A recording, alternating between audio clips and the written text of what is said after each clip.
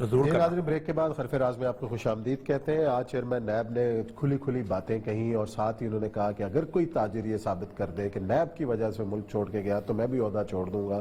آج شاہد خان عباسی صاحب نے بھی بات کی، اپوزیشن کے کئی رہنما جو ہیں وہ نیب کو حرف تنقید بناتے ہیں، اور یہ سب جو چیئرمین نیب صاحب نے جو آج باتیں کہی ہیں، ایک نیب کے حوالے سے سوال بڑی تکلیف دہ بات ہے کہ چیئرمین نیب کو یہ باتیں کرنی پڑ رہی ہیں۔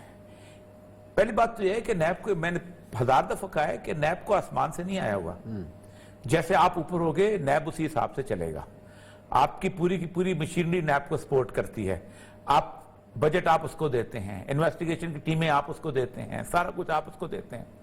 مشرف کے زمانے میں آپ نے نیب کام کیا، اس کے بعد حالت یہ ہوئی کہ فوری طور پہ نواز شریف صاحب کو باہر جانا تھا، اور باہر آپ کو پاکستان کے عوام نہیں بھیج رہے تھے، باہر آپ کو اور انٹرنیشنل فورسز لے کے جا رہی تھی۔ جب آپ نے باہر جانا تھا تو آپ کے کیسز کلوز ہونے تھے، تو نیب کی ایسی کی تیسی، نیب کو تو ٹھڈا مارنا تھا۔ تو شریک کے جرم بھی کا نام بھی لیا کرو، مشرف اکیلے کا مت نام لو، جو بکسے بند کر کے جہاں سے گیا تھا اس کا بھی نام لو، وہ جو سعد عریضی تھا اس کا بھی نام لو، کس وجہ سے کیسز بند ہوئے تھے۔ ایک تو یہ ہوئی، دوسری اس کے بعد 8 سال آپ رہے ہیں، آپ بند کر دیتے نیب کو، آپ کا ہمیں ضرورت نہیں ہے۔ آپ نے اسی نیب کے کہتے ہیں کے اوپر کھڑے ہو کے کہا کہ یہ نیب تو کہتے ہیں ہم نے کوئی ترمیم نہیں کرنی، ہم نے بھگت لیا، اب آپ بھگتے ہیں۔ نہیں، جو بھی بھگتے، اب تو یہ بات ہو رہی ہے۔ نہیں، دیکھیں نا کون کرتا ہے پولیٹیکل انجینئرنگ اور کس کے ساتھ ہوتی ہے پولیٹیکل انجینئرنگ۔ پولیٹیکل انجینئرنگ ہمیشہ اس شخص کے خلاف ہوتی ہے جس کے پاس کوئی بددیانتی اس کے ہوتی ہے۔ پاکستان میں الف سے لے کے مجھ سے زیادہ، میں اپنی مثال دینے کے لیے میں ہمیشہ سب سے کم استعمال کرتا ہوں، مجھ سے زیادہ 122 کالم میرے مشرف کے خلاف، مشرف کے دوران جاب کے اندر آن دا ریکارڈ ہے، بائی نیم لکھے ہیں، تنویر نقوی کے خلاف لکھے ہیں۔ حالت یہ ہو گئی تھی کہ جب تنویر نقوی میٹنگ میں کرتا تھا، میرے بیوروکریٹ ساتھی پیچھے ہٹ جاتے تھے، بولتے نہیں تھے۔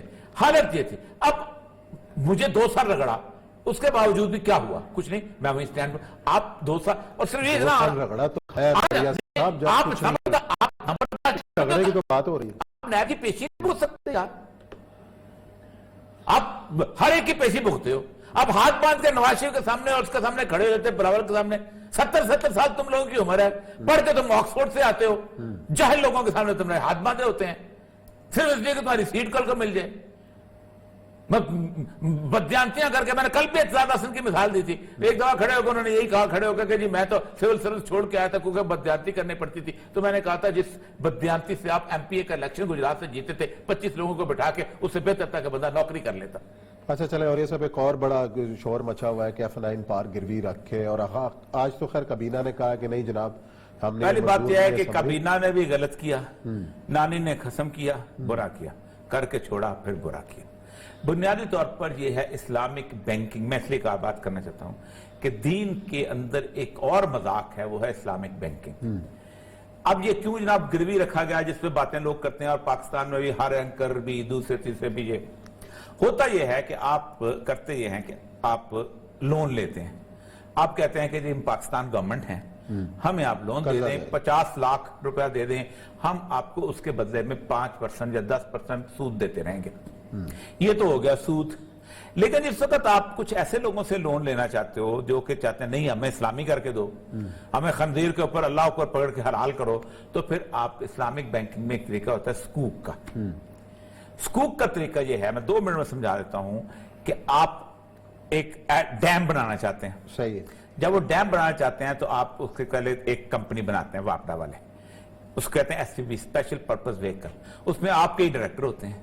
وہ کمپنی جو ہے اس کی ویلیوشن کراتی ہے کہ یہ 50 ارب روپے کی ہو جائے گی، اس 50 ارب روپے کے سکوک جاری ہو جاتے ہیں، تو وہ ڈیم جو ہے وہ 50 ارب روپے کا سکوک والوں کی کاغذی ملکیت ہو جاتا ہے۔ صحیح۔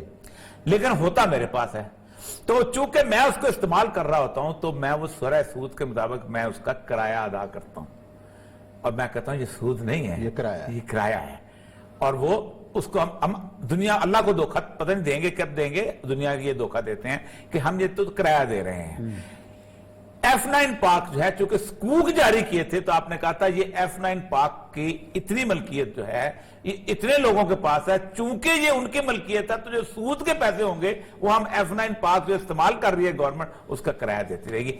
That was the issue۔ یہ کھل کے بتاؤ کہ اس کے اوپر سندیں ملی ہوئی ہیں علماء کرام کی، یہ جو دھڑ خنزیر کا اور سر بکری کا لگا ہوا ہے نا اسلامک بینکنگ کا، یہی تو ہے۔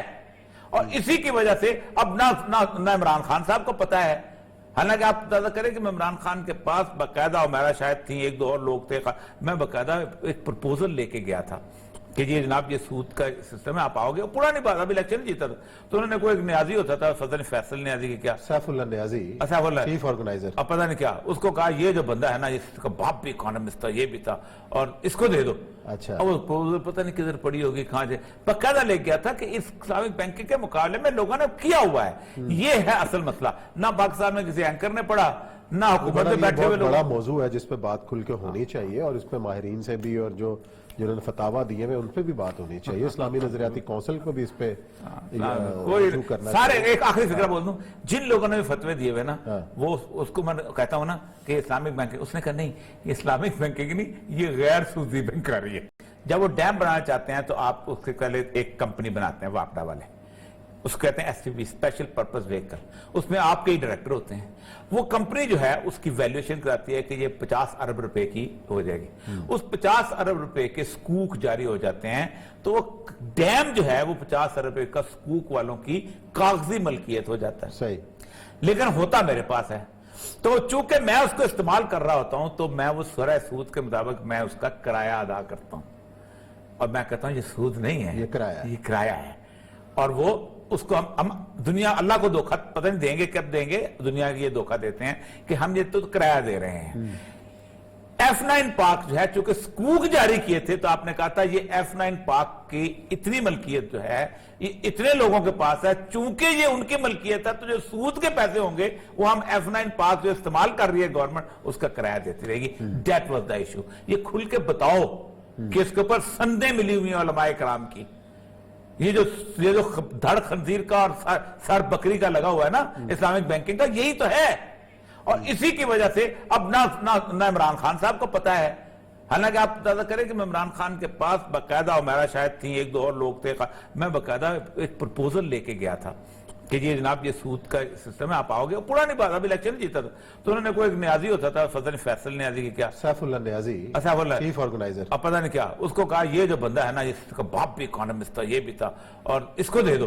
اچھا، اور وہ پتہ نہیں کدھر پڑی ہوگی، کہاں جائے، باقاعدہ لے گیا تھا کہ اس اسلامک بینکنگ کے مقابلے میں لوگوں نے کیا ہوا ہے، یہ ہے اصل مسئلہ۔ نہ پاکستان میں کسی اینکر نے پڑھا، نہ حکومت میں بیٹھے ہوئے لوگ۔ بڑا موضوع ہے جس پہ بات کھل کے ہونی چاہیے، اور اس پہ ماہرین سے بھی اور جنہوں نے فتاوا دیے ہیں ان پہ بھی بات ہونی چاہیے، اسلامی نظریاتی کونسل کو بھی اس پہ رجوع کرنا سارے چاہیے۔ ایک آخری فکرہ بول دوں، جن لوگوں نے بھی فتوے دیے ہوئے نا، وہ اس کو میں کہتا ہوں نا کہ اسلامک بینکنگ، اس نے کہا نہیں یہ اسلامک بینکنگ نہیں، یہ غیر سودی بینک کر رہی ہے۔ چلیں یہ ناظرین، پروگرام کا وقت ختم ہوا، کل انشاءاللہ نئے موضوعات کے ساتھ آپ کی خدمت میں حاضر ہوں گے، اپنا خیال رکھیے گا، اللہ حافظ۔